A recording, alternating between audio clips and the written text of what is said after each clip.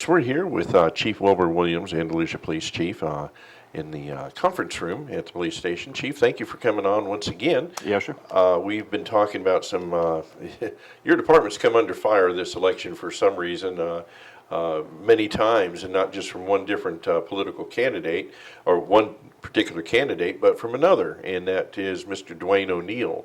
A couple of weeks ago, we saw where he had sent a letter or brought a letter into your office here and hand delivered it and had specific people he wanted delivered to. And that letter basically was and what some people are looking at as a threat, your officers did. Tell us a little bit about this. Well, Eddie, once again, as I stated before, it disturbs me greatly and frustrates me that this department has been drug into this political cycle here in Andalusia, and it's certainly not by our design. If we were guilty, if we had done something to deserve this, that would be one thing. Being a veteran of a number of elections throughout my life, and as you can tell by these gray hairs, I've earned each and every one of them. I have seen a number of political cycles, and from the big city to Andalusia.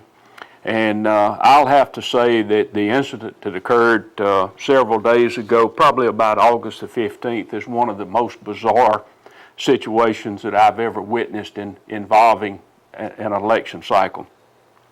Let me make sure that your viewers understand that this doesn't involve me. I'm in the seat. I deserve criticism. I'm the one that it should be directed to. But in this particular situation, two things that are very near and dear to my heart are this department and the people that work here, the employees of this department. And they certainly don't deserve to be castigated and criticized and whatever people want to refer to it as in the way that it has happened. There have been insinuations and allegations made in this particular letter that defy the imagination. How in the world did this individual consider these statements at best to be threatening, as you said, or in the worst case scenario to be outright threats? It's just beyond the imagination to me. These 5 letters were delivered here to the police department. If there's any question about who delivered them, let me assure the public that we go to all extents to document what happens at this police department. There is video. If there's any questions about comments that were made, there is audio recordings of telephone calls. This individual contacted the police department several days prior to the delivery of this letter to make sure that he had the right names and the right ranks of the people that he had targeted with this letter. And at that time, there was absolutely no indication that there had been any wrongdoing by this department or any members of this department. And I guess at best, this individual stated that he was, I guess you could call it a preemptive strike, that he wanted to make sure that there weren't. Now, I don't know what really the circumstances were when he spends a lot of time talking about how things were in 1992. And if he was trying to, or if he thought that this department was in the same condition that it was in 1992. But if he had concerns about what he was worried that would be found or worried that would be put out, any incidents involving him, he should have come to me. But he didn't even bother to send me one of these letters. So I guess I'm so far down on the list, I didn't even deserve a letter. But Eddie, let me assure the public that there were no indications or any substance to the fact that anything wrong had been done by this department. We stand by our actions. We will abide by state law when it comes to releasing information and releasing copies of reports. Police reports are public documents. Every court in the land has stated that. The only thing that is in question, apparently, is certain parts of police reports that the Attorney General and other agencies and other bodies, courts, have given us some protection. And some of that protection is designed to, one, if there's a current ongoing investigation, then certain information on a report should not be released. If there are other extenuating circumstances, they've even refined it down now to personal information. Your birth date, your telephone number, especially your Social Security number, your numerical address, and that pertinent information that someone could use in an identity theft situation. What we have done is made every effort to abide by those rulings and abide by the law. And you hear the term redacting.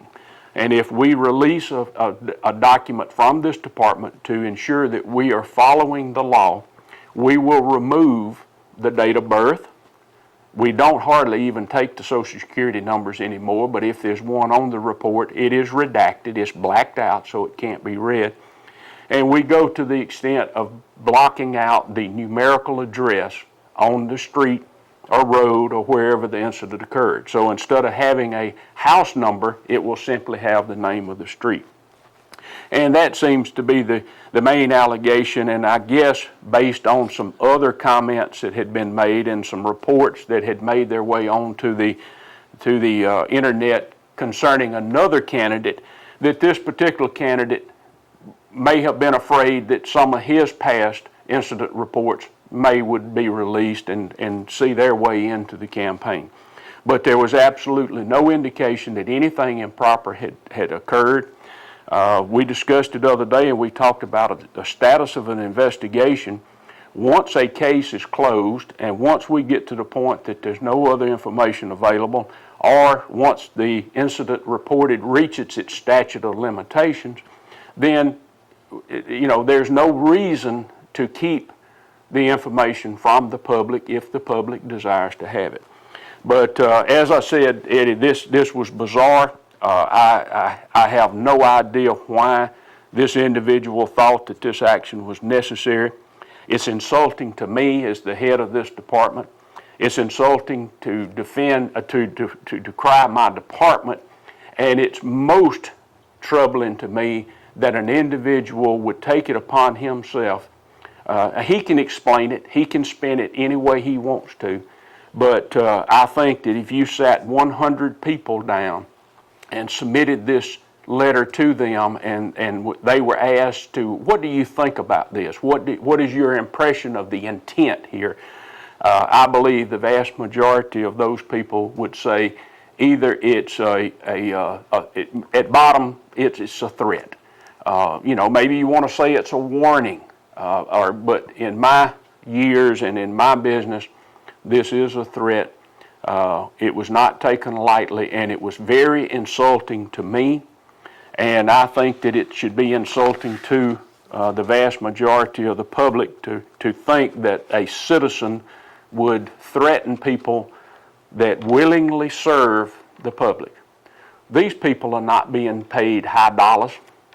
These people are working. These people would take a chance of taking a bullet for the citizens of this community, for the pay that they received, and then to be attacked in this manner and placed in a position of receiving a threat like this. It just appalls me, and it's beyond belief and comprehension. Chief, we're talking about the letter from Duane Oneal, candidate for a council seat in the city of Andalusia. He's a former council member as well. Back in 1992, I believe, his letter reflects back to an incident back then. I think that is correct. Now, this is out of the blue. I mean, you had no clue that something was at distraught with Mr. Oneal. No warning whatsoever, no inquiries, no chief, what's going on, or chief, I want to make sure that you follow the rules, nothing. I have seen Mr. Oneal one time in the past months, and that was during a time when we happened to be in the same business place, and he was preparing to order some campaign material, and had absolute no discussion about the campaign, have had no indications, and there was absolutely nothing that would have given him or been responsible for this type of action on his part at that time. I've heard from two different camps, okay, the Oneal camp, and I've heard from the Wilson camp that, so-and-so's elected and starts naming off the change in command. There's going to be some major changes at this police department in how it's run. Do you have an issue with that? Are you in fear of that? Well, when I took this job, Eddie, 12 years ago, I took it with the understanding that I work at the pleasure of the mayor after a new administration comes in. So I have faced this at each of the prior elections, and no, it does not bother me, because if you ask anybody around, everybody will tell you that I've reached the end of my journey. It's not necessary for me to hang on here. This department does not depend on Wilbur Williams being the chief. I've done what I can do, and what I have accomplished many of the goals that I had set out. I've accomplished some that I didn't even believe were possible, but at this time, it's not a bother to me. My concern is the department and the condition it's in today as opposed to the condition it was in 12 years ago when I accepted this challenge, and my people. We have developed what I believe to be one of the strongest workforces in a police department this size in this state. When I bring in outside evaluators to help me do promotional evaluations, most recently a couple years ago we did a lieutenant's promotion, and I brought in 4 people from outside of Andalusia. It was 4 of the larger departments in this state, because I didn't want the good old boy. I wanted people that were in a structured environment, that had participated in high quality promotional evaluations and would give me the best opinions. They didn't know anybody that had applied. They didn't know anybody that was involved. And when all was over and done with and said and done, these officers made a response that just absolutely was one of the most tremendous accolades that this department and I as the chief could receive. And they all quoted that, "Chief, any of these guys could be lieutenants in our departments." And that's what I've been striving for. And so, yes, there are rumors. And of course, my head was on the chopping block from the beginning. I accept that. My position in life is secure as best it can be. I've made some plans, and I've been blessed far beyond my deserving. I'll admit that right up front, and any day of the week. God has blessed me and my family tremendously. This has been a tremendous opportunity for me to end my career in this position. I retired in 1998 to take a teaching position at the University of South Alabama. And I thought that's what I would do for the rest of my career. This opportunity opened up. It wasn't the money that I felt like I deserved or I was qualified to make, but it presented me with a challenge that very few people have the opportunity to undertake. So my wife and I decided to come here to make this our home. This is our home. We will be here whatever the outcome of next Tuesday is. This is now home. I used a little unfair advantage during the application process in the final interview, because my first trip to Andalusia was to do family research. I'm a genealogist at heart. And I had found a branch of my family tree here, and I came here, and when I was finishing up, I told the council members doing the interview, I said, "Well, look, let me share something with you." I said, my great-great-grandfather, whose last name was Centel, and some of my relatives are buried here in the cemetery behind the courthouse at Magnolia, but my great-great-grandfather was the first person granted a land patent in Covington County in 1823, and I owe a great deal of gratitude to Mr. Wiley Ward for all the work he has done, and he guided me, and Curtis Thomason has guided me through my search. And I told the council, I said, "Look, I'm just wanting to come home. where my ancestors were at one time, and so that's why that was one of the reasons I have certainly enjoyed being here, because my ancestors were here long before many of the people that are involved in this community today. So it's been an experience, Eddie. It's been a very positive one, and I'm prepared to deal with whatever happens. It's just my concern for the blood, the sweat, and the tears that not only I, but my staff and the members of this department have put into bringing this department to the level that we are sitting in today. I think this took another direction than I expected, but we were talking about a letter, and now we're looking at a retirement of a police chief. Well, everybody has to admit and acknowledge that their time is limited in anything, Eddie, and I'm sure not going, regardless of the outcome Tuesday. I'm not going to stay beyond my welcome.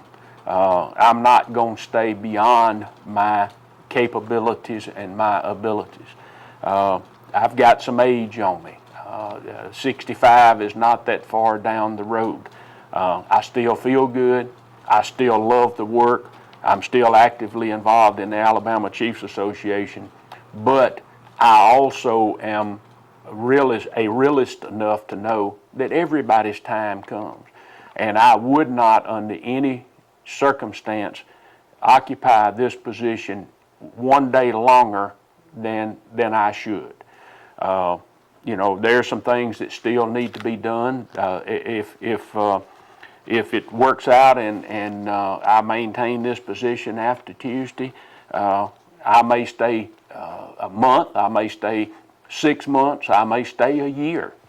There's some issues there that I would like to see come to fruition, Eddie. But no, it's retirement is not intimate on the one hand, but it would probably be intimate on the other hand. So. Okay, well, I just wanted to make it clear because it sounded like, you know, even after Tuesday, you might be, you know, passing the torch on, and I didn't want to. It's my responsibility to say, so are you announcing you're retiring? No, that's not the case. And like I said, I have thoroughly enjoyed it. It has been a blessing to me and my wife and my whole family to have had this position. And I hope that the citizens will look, and there again, it's the measuring tool. If you apply a subjective measuring tool, you can always make that come out whatever. But if you apply an objective measurement of this department, yes, I think we've accomplished some goals. And yes, we are in better shape today than we were 12 years ago. And certainly, apparently, if this letter that we began talking about has any merit pointing out what the situation was back in 1992, I think we far exceed those measures today. Well, Chief, I know what it's like to get those kind of things. In fact, I just told you before I walked in the door, I had a phone call from somebody that wasn't pleased with me. And I'm not retiring. I'm going to stay. I'm going to be. Well, Eddie, like I said, and please, I just hope to reiterate one last time that the citizens of Andalusia deserve a better situation than this. And if you look at this letter, you know, I don't know what the purpose of what the intent of Chief, part of it was. You mentioned it was a possible preemptive strike. And are you saying that there might possibly be something on record that has happened in the past? Well, you know, there are reports, there are things that have happened, and I think that each and every candidate involved in this, you know, owes it to the community to share with the community what their past is. The only way to predict future performance is to understand what the past has included. You know, that's talking about the future. Past history is a great indicator of future performance. So, you know, my belief has always been, and of course, if you and I have talked about it before, I was a political candidate one time, and the first thing I did was address every issue up front. Well, if these people are, you know, so afraid of things, then maybe they should have addressed those issues up front and got them out in the public, because the public should know, you know, the background of each and every candidate that they're running from. You know, we've now been through Earl Johnson's background thoroughly.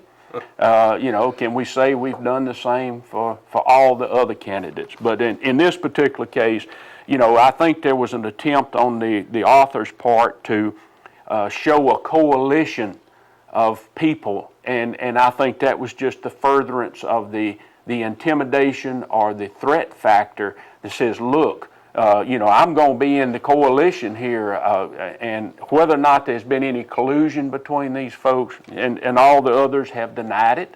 I've received personal visits and phone calls from 3 of the 5 assuring me, hey, Chief, I didn't have anything to do with this. I didn't suspect they did, but yet this person, I guess, in his mind was trying to show, look, I'm part of a coalition. There's collusion here. We've discussed this. We've talked about what we will do when we are elected to this office. So it was very shameful. The citizens should not have to have their employees, especially their police officers that are responsible for enforcing the law in an unbiased and unprejudiced way, subjected to this type of activity here in Andalusia. Well, Chief, for coming on and talking about this, we've talked about a couple other issues the past week, and this is something that we didn't want to let go by. It was tapped on with the Andalusia Star-News by posting a letter in the newspaper. We subsequently, with permission of Andalusia Star-News, put it on our website and also on Facebook. And we just wanted to make sure that we had the words from the chief himself. I mean, the Andalusia Star-News is doing a fantastic job covering this race right now. That article was extremely accurate. I still don't know what the response was. I've read it and read it and read it, and I really don't understand. You know, the letter speaks for itself. The letter that was printed in the paper was the letter that was delivered. There's no question. We have video of the individual pulling up out front, coming in the front door, being in the lobby. The person that he hand delivered those letters to has known this individual for years, so there was no question as to who it was. The video clearly showed who it was. And then there has been at least one telephone conversation almost immediately after this letter was delivered asking for clarification. And it was some 20 minutes long, and I can assure you that contents of that phone call have been preserved for future, if there is any future. But you know, it's bizarre. It's Well, how does that handle the morale of the officers? I mean, that's got to... Imagine, I mean, there's a hammer over their head, an axe over their neck. Is this the type of situation that's normal in a police department? No, sir, and that's why the police department should be left out of these things unless there's blatant evidence or evidence that the police department is doing something wrong. Now, if this person had outlined specific allegations against the officers that could be proven, then he wouldn't have to worry about taking action when he got elected. There would be no action to take because the action would have already been taken. But this does have a tremendous impact on it. It's discouraging to the officers because they try to remain neutral. We can't take sides. You know, our position is that the side we take is the public side, the justice side, the right side of issues. And then to be thrown into the middle of it like this with these allegations and insinuations and all, it is demoralizing. And, you know, not only to maybe these particular officers, but then the younger officers with the less rank, they're just, you know, they see the upper echelon. This is the staff of the Andalusia Police Department plus one individual sergeant. And, you know, it hasn't attacked low-ranking underlings. It has attacked the very top echelon of the police department, the staff of the police department. But as I said, excluding me. And, you know, if Mr. Oneal had issues, if he'd have just come to me and discussed those or made me aware of it, I would have explained to him the position that we were going to take. that we have taken, and that is no position. We're just here working. These officers are citizens of this city and state and country, and there comes a point in time every day when their duty is over and they are still citizens. They still have the right to vote. They have the right to contribute to political campaigns. They have the right to participate with political campaigns after their day's work is over with. So it's just a situation, Eddie, where we try to dehumanize police officers at some time. And, the court says, oh, you have to have tough skin. You're not equal to a citizen. You can cuss a citizen out on the street and it's disorderly conduct. But you cuss a police officer out and it's nothing because I'm not equal to that citizen. I'm supposed to be tougher. I'm supposed to be above. You're held to a different standard. We're held to a different standard, and then along comes something like this, and it is just, it's a kick in the gut. It's Have you tried talking to Duane Oneal off of this? No, sir. Okay. No, sir. I can imagine that conversation would be interesting, to say the least. Yeah, I think it would be a lot less than interesting, but no, sir, I have not had any contact with Mr. Oneal. And has there been any further attempt for Mr. Oneal to contact the... To the best of my knowledge, no. We've heard nothing. There's been no contact with any of the 5 people listed here. The other candidates for other positions that I have talked with that have expressed their concern about this have indicated that they've had none. They all stated that they had had no previous comments or conversations with Mr. Oneal. And why, this is a double whammy. Not only has he involved 5 police officers, but now he has brought other political candidates into his mess. And it's just it's an interesting, bizarre situation at best. Well, we will report our attempts to contact Mr. Oneal here later on today, and certainly hope that he'll be willing to come on and discuss this on camera. But he will certainly have that opportunity, and we'll definitely extend that to him. Chief, once again, thank you very much for your straight-up, forward comments and being willing to answer the questions. Thank you. Thank you, and have a blessed day. Folks, this is Eddie Lewis reporting from Andalusia Police Department with Chief Wilbur Williams, the Chief of Police here in Andalusia. Thank you, and have a wonderful day.